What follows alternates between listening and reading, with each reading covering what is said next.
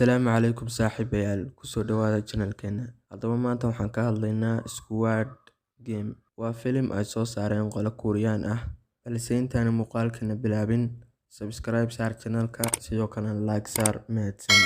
Sidoo kale gamekan waxaa ciyaaraya tiro aad u badan, iyagoo doonaya mid walba inuu helo lacag uu ku guuleysto, iyadoo ay gaadhayso lacagta ay ku guuleysanayaan 45 bilyan. Has a lethal component to it. Throughout Squid Game, the contestants battle to survive the twisted variations of these games for a chance to win 45.6 billion Korean won. Their first exposure to the games is by playing red light, green light. However, in this version of the game, anyone who is caught moving after the robot child says red light is shot and killed. Other games include creating a specific shape from a sugar honeycomb snack and a tug of war. Though since the series is called Squid Game, the final game is known as Squid Game. It's a complex game that the show sets up right from the start, and its inclusion is sure to leave viewers wondering if it is a real children's game. Although Squid Game's depiction of Squid Game is its own, the game itself is real. The real-life Korean version of Squid Game was a common children's game during the 1970s and 1980s. Squid Game. Sidoo kale gamekan wuxuu leeyahay qaybo aad u fara badan.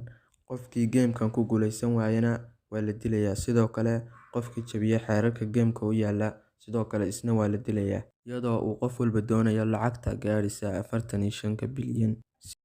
Siyong waa nin lagu leeyahay deymo aad u fara badan, sidoo kale aan haysan lacag uu iskaga bixiyo. Sidoo kale Siyong dadkii uu lacagta ka amaahday waxa ay ugu hanjabeen in ay la baxayaan xubno ka mid ah jirkiisa.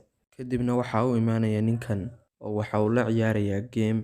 Waraaqda inta dhulka la dhigo ayaa lagu dhufanayaa waraaqda kale, haddii ay isrogtana waxa uu siinayaa lacagta uu u baahnaa. In badan ayaa uu ka guuleysanayaa ninku Siyong. Ugu dambeyn Siyong waa ku guuleysanayaa inuu waraaqda dhinaca kale u rogo, kadibna waxa uu soo jeedinayaa in uu ku biiro Squid Game uu ku guuleysto 45 bilyan. Man in the subway, he's given a choice between red or blue. In The Matrix, Morpheus offers Neo a choice between a red pill or a blue pill. If you take the blue pill, you will remain ignorant and continue living in your prison. If you take the red pill, you will learn the unpleasant truths of reality and see the world for what it really is. Sung Gi-hun, who's even wearing a blue hat, chooses blue. In fact, later on when the hosts are showing everyone playing the same game and explaining how they're all in debt, almost everyone else is gamekan using ayaa the waxa blue uu square. leeyahay 9 xalqadood.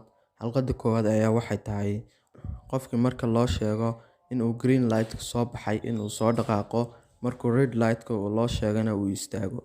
Sidoo kale bombalahan yar marka uu soo jeesto qofka waa uu istaagayaa, haddii uu ka dareemo dhaqdhaqaaq waa uu dilayaa, isla markaasina qofka waa uu tooganayaa.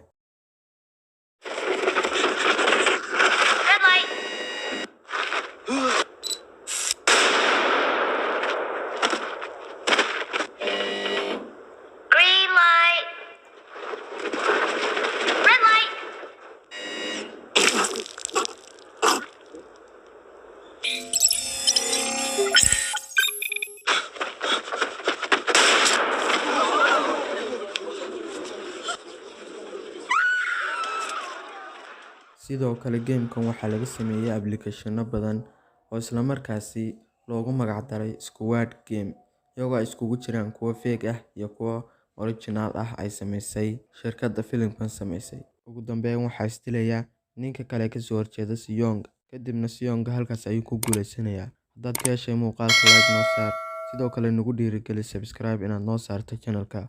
Mahadsanid.